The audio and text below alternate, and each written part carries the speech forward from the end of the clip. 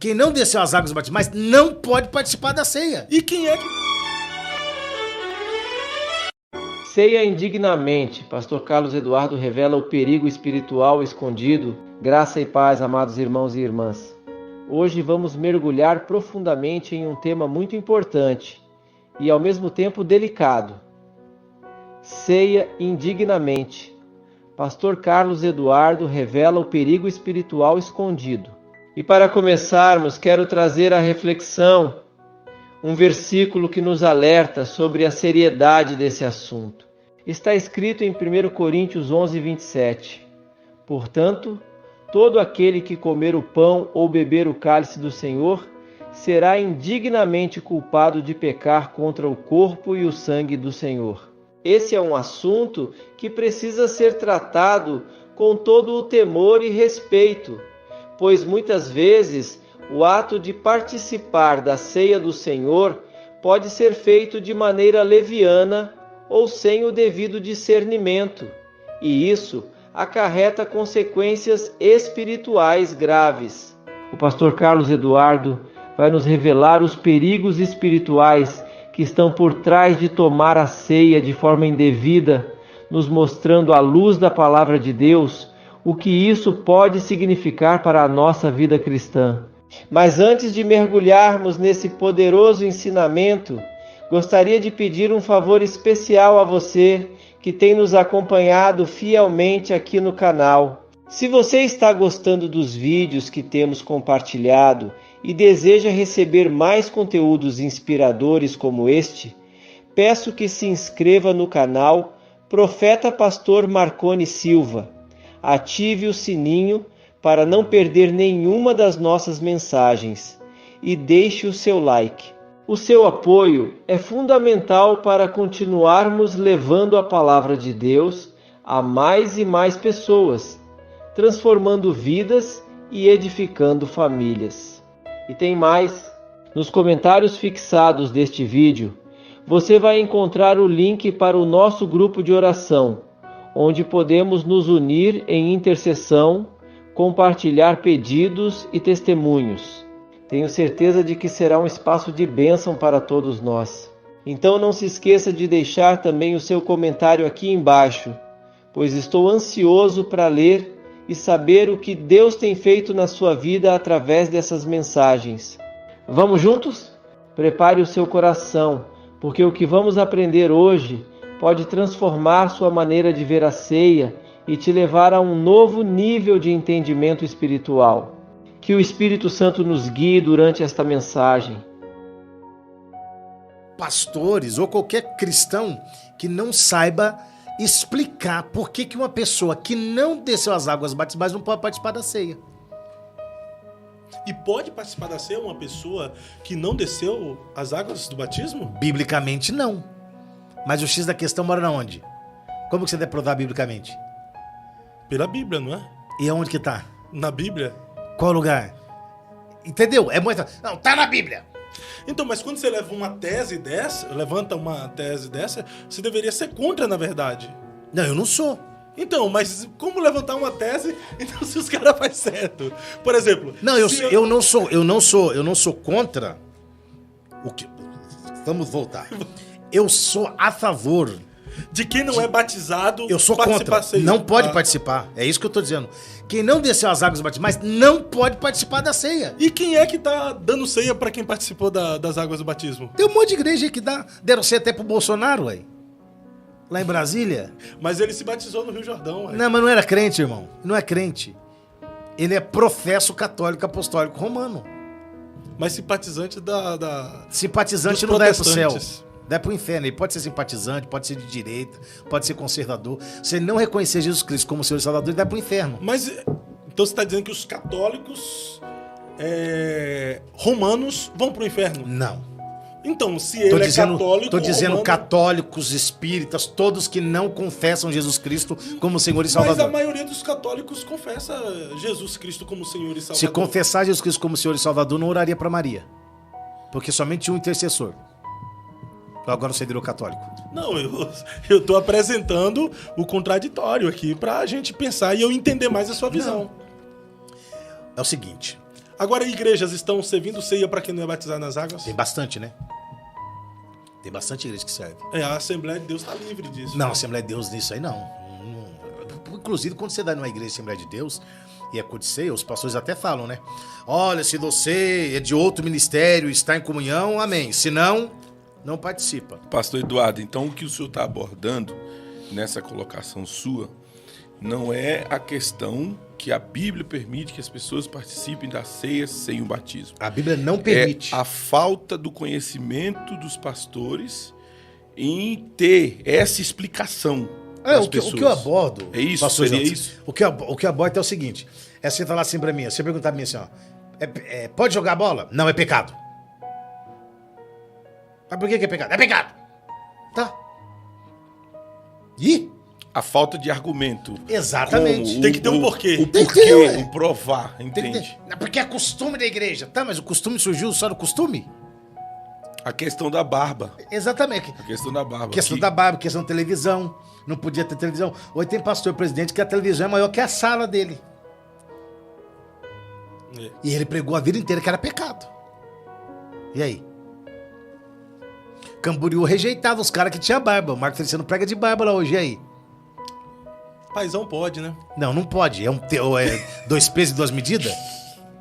Ou você é ou você não é, irmão. Ou eles são machos pra sustentar o que eles falam, ou são É frouxos. que o pastor Marco hoje se tornou um marco em Não, Camboriú. não é. Não existe bad boy gospel, irmão.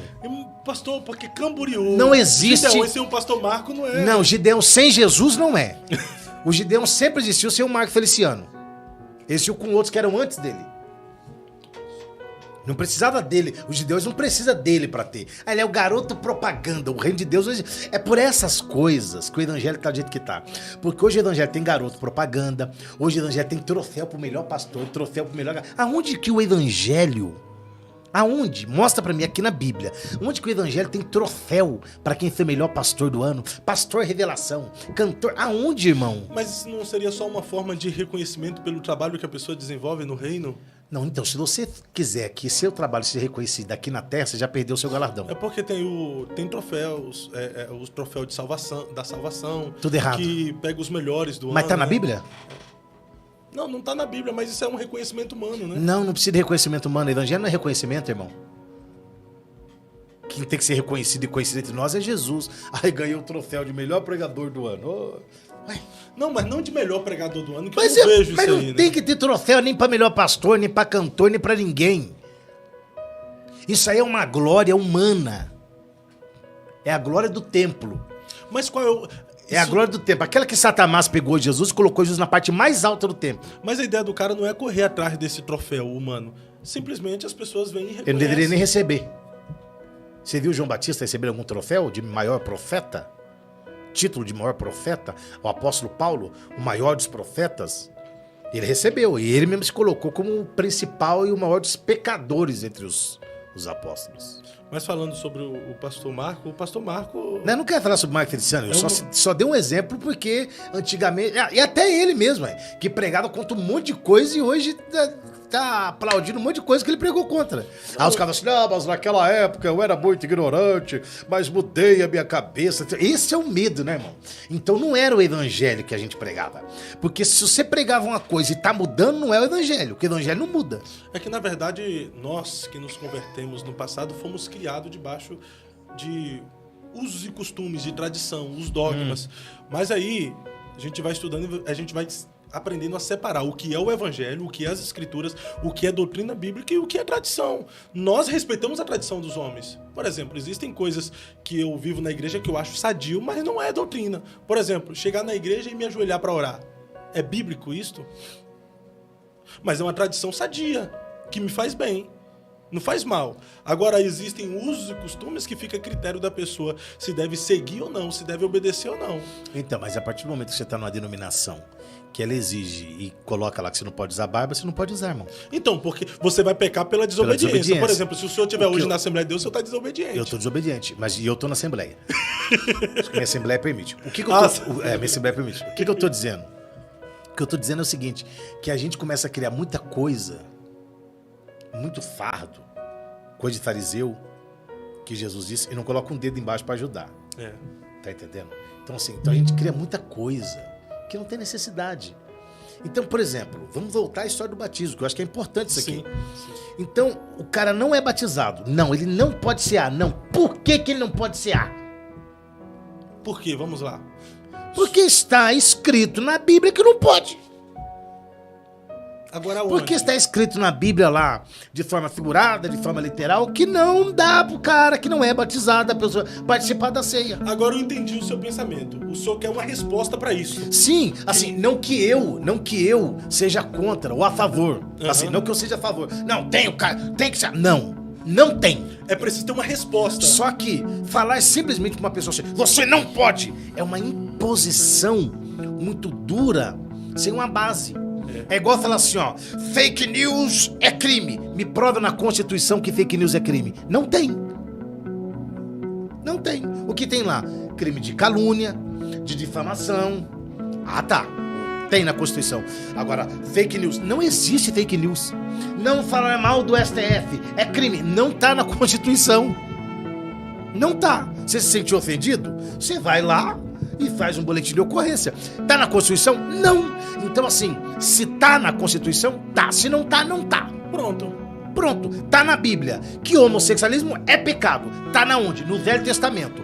Se tivesse só no Velho, não valia. Tá no Velho e tá no Novo.